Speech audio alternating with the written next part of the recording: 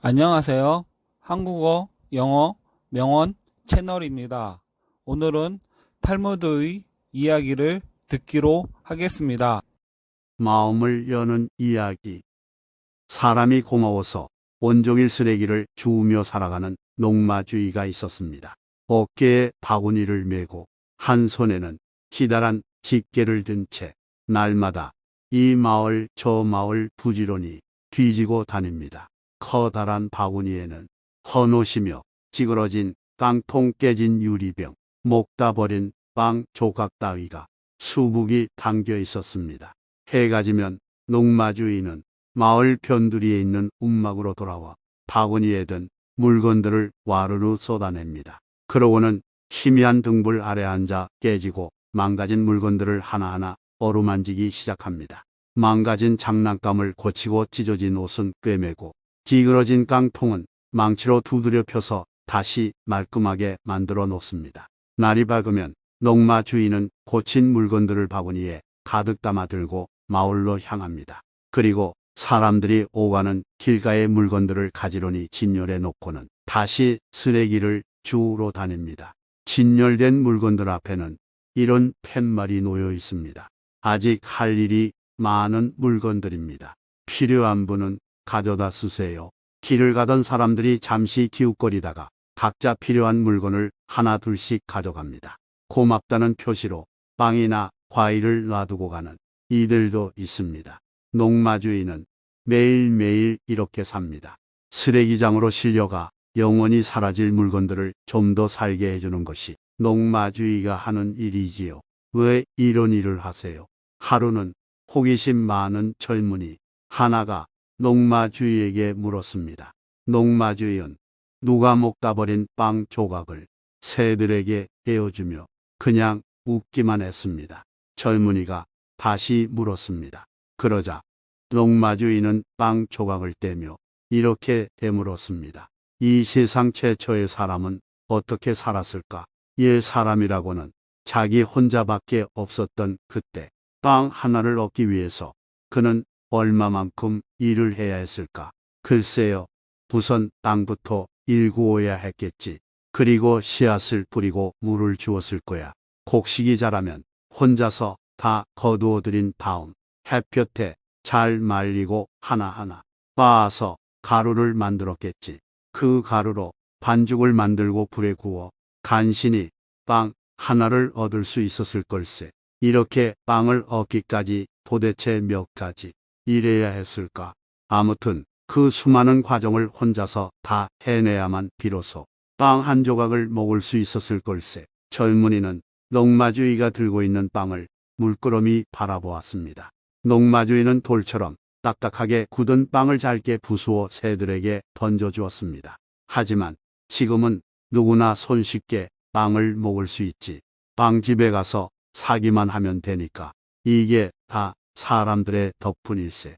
옛날에는 혼자서 감당해야 했던 그 수많은 과정들을 이제 여러 사람이 나누어 함으로 손쉽게 빵을 먹을 수 있다네. 그러니까 이 빵 한 조각에는 이름 모를 수많은 사람들의 땀과 정성, 어린 손길이 담겨 있는 셈이지. 그 고마움을 생각해서라도 빵 한 조각이 온전하게 제 몫을 다하도록 도와줘야 하지 않겠나. 한 잎에 5번 채로 버려지지 않도록 말일세. 농마주인은 빵 부스러기를 새들에게 다 나눠준 다음 바구니에서 헌 옷을 하나 꺼냈습니다. 이 옷도 마찬가지야. 양털을 깎아 옷감을 짜고 실로 꿰매어 입기까지 수많은 과정이 필요했겠지. 그 복잡한 과정들을 여러 사람들이 하나하나 맡아준 덕분에 우리는 편하게 옷을 사 입을 수 있다네. 바구니에는 그것 말고도 쓰다 버린 물건들이 가득했습니다. 농마주인은 그 물건들을 하나하나 어루만지며 이야기를 계속해 나갔습니다. 젊은이는 그 물건들에서 눈을 떼지 못했습니다. 조금 전까지만 해도 한낱 쓰레기로만 보이던 물건들이 새롭게 느껴졌습니다. 농마주인은 젊은이에게 하던 말을 마저하기 시작했습니다. 이 물건들 하나하나에 수많은 사람들의 시간이 스며 있다고 생각해 보게. 값진 시간들이었을 게야.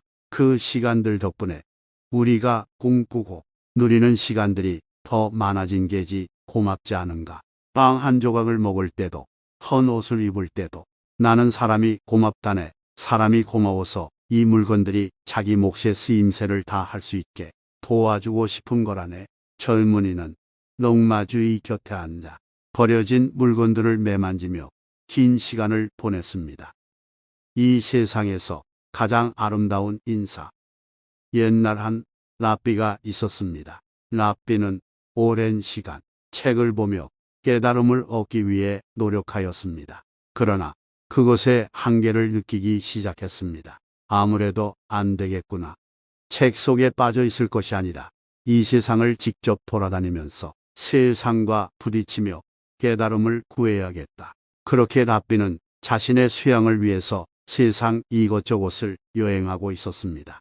여행 중에 랍비는 하염없이 걷고 또 걸었습니다. 드넓은 평야를 건너서 강을 지나고 바다도 건너고 산을 넘었습니다. 그리고 어느덧 아주 뜨거운 사막을 지나게 되었습니다. 이 랍비가 사막을 건너기 위해 열심히 걸었지만 이 사막은 끝이 보이지를 않았습니다. 하루가 지나고 이틀이 지나도록 걷고 또 걸어도 뜨거운 사막을 벗어날 수가 없었습니다. 랍비는 목이 마르고 너무나 배가 고팠습니다. 가방을 살펴보니 진작에 음식과 물은 바닥이 난 상황이었습니다. 이럴 수가, 큰일이구나. 먹을 것도 마실 것도 없는데 사막은 끝날 생각을 하지 않으니 도대체 어디까지 가야 한단 말인가. 어디 샘물이라도 찾아야 하는데 이젠 몸이 움직이기도 힘들구나. 랍비는 정말 이러다가는 깨달음을 얻기도 전에 목숨을 잃을지도 모른다고 생각하였습니다. 벌떡 일어난 랍비는 있는 힘을 다해 걸었습니다. 빨리 지체하지 말고 이 사막을 벗어나야 한다. 랍비는 속으로 계속 기도를 하면서 걷고 또 걸었습니다. 얼마쯤 더 걸었더니 드디어 저 멀리 푸릇푸릇한 나무들이 보였습니다. 아니, 드디어 사막이 끝이 나는 것인가.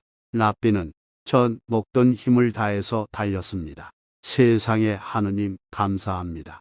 랍비가 도착한 곳에는 푸른 나무와 풀들이 무성하였고 그 나무들에는 맛있는 열매들도 있었습니다. 그리고 그 나무들 사이로 이 랍비가 그토록 원하던 맑은 샘물이 흐르고 있었습니다. 물이다. 랍비는 그제서야 안심하고 그 자리에 무릎을 꿇고 앉아서 열심히 물을 마셔댔습니다. 갈증이 해소되고 나니 그 다음은 배고픔이었습니다. 나무의 열매들을 따서 허겁지겁 먹었습니다.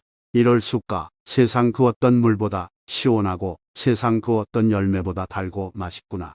랍비는 한참 목을 죽이고 배를 채운 뒤에 시원한 나무 그늘에 누워서 휴식을 취했습니다. 하늘을 바라보며 랍비는 생각했습니다. 이런 사막에 푸른 나무와 맑은 물을 만들어 두신 것은 다 하느님의 깊은 뜻이로구나. 하느님 참으로 감사합니다. 그렇게 물도 마시고 배도 든든히 채운 랍비는 피곤함에 스르르 잠이 들었습니다. 그리고 한참 단잠을 자고 난 랍비는 일어나서 나무의 열매들을 조금씩 따서 가방에 챙겼습니다.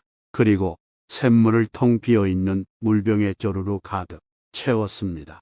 자, 이제 길을 떠나보자. 랍비는 힘차게 걸음을 옮겼습니다. 그렇게 잠시 걷던 랍비는 문득 자리에 서서 뒤를 돌아봤습니다. 그리고 자신을 살려준 귀한 나무와 샘물을 바라보며 외쳤습니다. 나에게 먹을 수 있는 열매와 쉴 수 있는 그늘을 만들어준 나무야 참으로 고맙구나. 나에게 물을 주어 내 생명을 살려줘. 참으로 고맙다. 너희들은 이 사막 한가운데 하느님이 내려주신 귀한 선물들이다. 그러니 계속 그렇게 그 자리에 건강히 푸르게 있어도 나도 늘 너희들을 떠올리며 기도할 것이다. 그렇게 랍비는 나무와 샘물을 향해 손을 흔들며 외쳐댔습니다. 그런데 바로 그때였습니다. 시원한 바람이 랍비의 귓가를 스쳐 저 멀리 나무와 샘이 있는 곳으로 향해 갔습니다. 그 바람에 나무들이 흔들리고 샘물이 일렁거렸습니다. 그것들은 마치 랍비의 인사에 대답을 하는 듯하였습니다.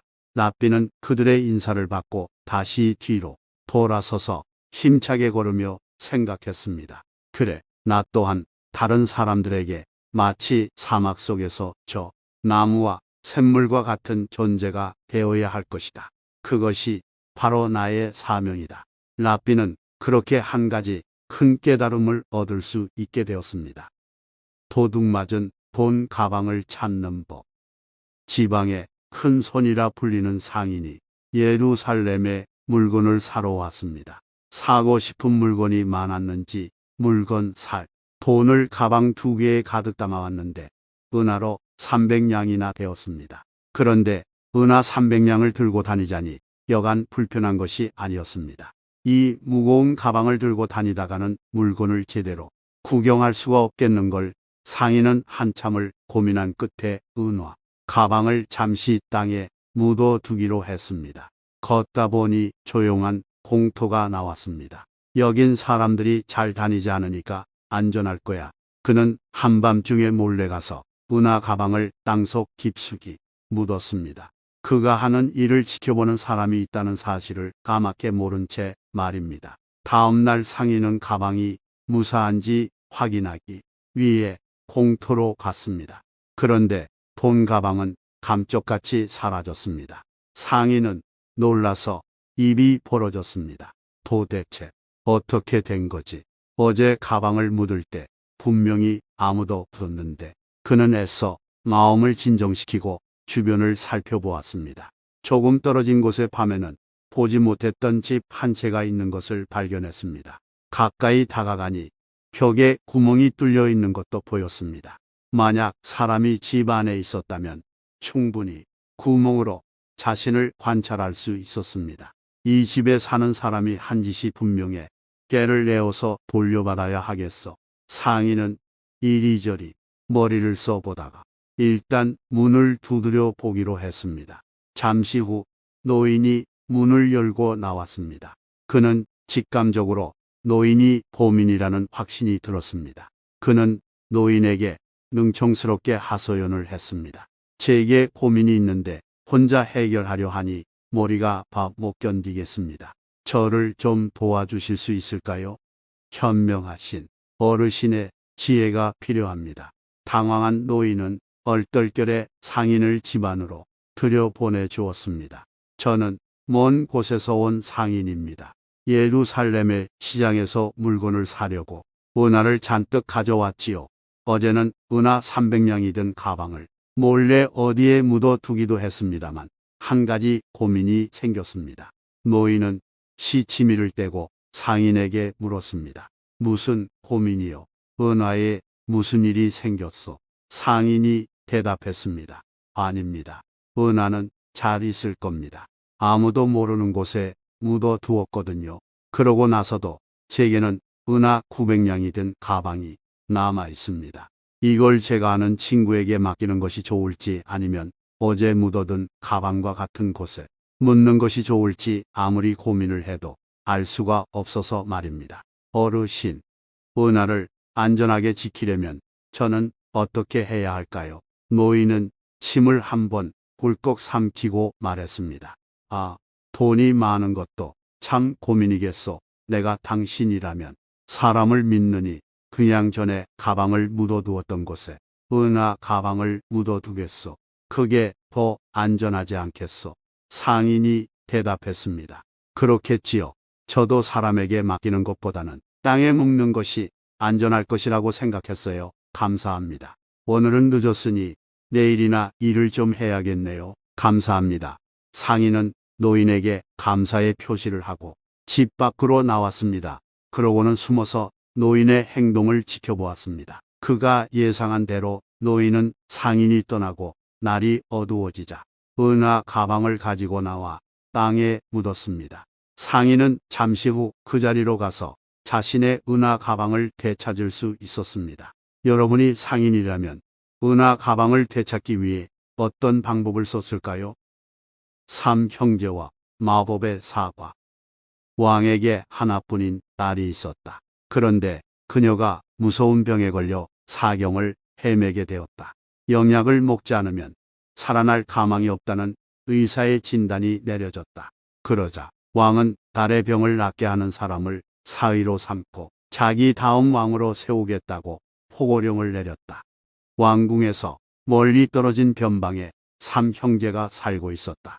아무리 먼 거리에 있는 것도 모두 볼 수 있는 망원경을 가진 형이 그 포고문을 우연히 보게 되었다. 공주를 불쌍히 여긴 3형제는 어떻게 해서든 그녀의 병을 낫게 하자고 의논하였다. 둘째는 아무리 먼 거리도 순식간에 갈 수 있는 마법의 양탄자를 가지고 있었고, 셋째는 어떤 병이라도 낫는 마법의 사과를 가지고 있었다. 그들은 마법의 양탄자를 타고 왕국에 도착하여 공주에게 마법의 사과를 먹였다. 그러자 공주의 병은 거짓말처럼 깨끗이 나았다. 모든 사람이 뛸듯이 기뻐했고 왕은 큰 잔치를 베풀고 왕위 계승자를 발표하게 이르렀다. 그런데 난처한 일이 생겼다. 3형제 중 누구를 사위로 삼아야 할지 결정하기가 쉽지 않았던 것이다. 첫째가 주장하였다. 내가 망원경으로 포고문을 안 보았다면 우리가 여기에 올 수 없었을 겁니다. 그러자 둘째가 외쳤다. 내 마술의 양탄자가 아니었다면 아직도 이곳에 도착하지 못했을 겁니다. 그러자 이번에는 셋째가 나섰다. 내 사과가 아니었다면 공주님의 병은 고칠 수 없었을 것입니다. 만약 당신이 왕이라면 셋 중에 누구를 선택하겠는가? 왕은 셋째를 택하였다. 첫째 망원경과 둘째의 양탄자는 제대로 남아있지만 셋째는 가지고 있던 사과를 주워 버렸기 때문이다. 그는 공주의 병을 낫게 하려고 자기의 귀중한 것을 없애버린 것이다. 이 글에서는 누군가에게 무엇을 해줄 때 모든 것을 거기에 바치는 것이 가장 중요하다라고 할 수 있다. 어떤 유서. 한 아버지가 아들을 먼 곳에 유학을 보내 공부하도록 했다. 그런데 아들이 떠난 지 얼마 안 되어 아버지는 중병에 걸리고 말았다. 그는 아무래도 아들을 만나기 전에 눈을 감을 것만 같아 유서를 썼다. 유서의 내용은 아주 간단했는데 자신의 모든 재산을 집안의 한 노예에게 상속하되 아들에게는 아들이 원하는 단 한 가지만을 준다는 것이었다. 결국 그는 아들을 만나기 전에 숨을 거뒀고 노예는 자신에게 찾아온 행운을 기뻐하면서 한 걸음에 주인의 아들이 있는 곳으로 달려갔다.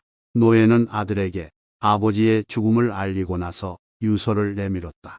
아들은 매우 놀라는 동시에 큰 슬픔에 빠졌다. 아버지의 장례를 치르고 난 아들을 어떻게 해야 할지 곰곰이 생각하다가 현명한 랍비를 찾아가 상의했다. 랍비를 찾아간 아들은 유서 내용을 설명한 다음 불만에 가득 찬 말투로 이렇게 투덜거렸다. 이제까지 저는 아버님이 노여하시는 일은 한 번도 한 적이 없습니다. 아버님께서 무슨 이유로 저한테 재산을 상속하지 않으셨는지 모르겠습니다. 그러자 랍비가 말했다. 진정하게 전에 아버님께서는 아주 현명한 분이시네. 아버님께서는 자네를 진심으로 사랑하셨던 모양일세. 이 유서가 그것을 잘 말해주고 있군. 아들은 납득할 수 없어서 이렇게 원망했다. 노예에게 전 재산을 물려주시다니 그건 말도 안 됩니다. 그러자 랍비가 말했다.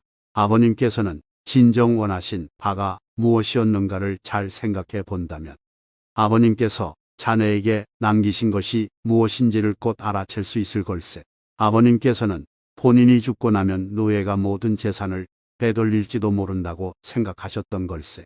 어쩌면 노예가 아버님의 죽음을 숨길 수 있다는 사실까지 염두에 두셨던 것이지. 모든 재산을 노예에게 상속한다는 유서를 남기신 것은 그래야 노예가 자네에게 달려가 아버님의 죽음을 알릴 것이고 재산도 소중히 지켜둘 것임을 아버님께서는 잘 알고 계셨던 것일세. 그것이 저한테 무슨 소용이란 말씀입니까? 역시 아직 젊은이라 생각이 깊이 미치지 못하는군. 노예의 재산은 모두 주인에게 속한다는 사실을 왜 생각하지 못하는 건가? 아버님께서는 유서에 분명 단 한 가지만은 자네가 원하는 것을 가질 수 있도록 쓰시지 않았는가? 그러니까 자네는 전 재산을 가진 노예를 선택하면 될 걸세. 자네를 향한 아버님의 사랑과 현명함에 고개를 숙이지 않을 수 없네. 그제야 아들은 아버지의 깊은 뜻을 깨달았다. 그 아들은 세상을 살아가면서 항상 입버릇처럼 나이 많은 사람들의 지혜는 감히 따르지 못한다고 말했다. 실력을 키워 성공을 만들어 갈 우리 구독자님들을 진심으로 응원합니다. 영상 시청해주셔서 감사합니다.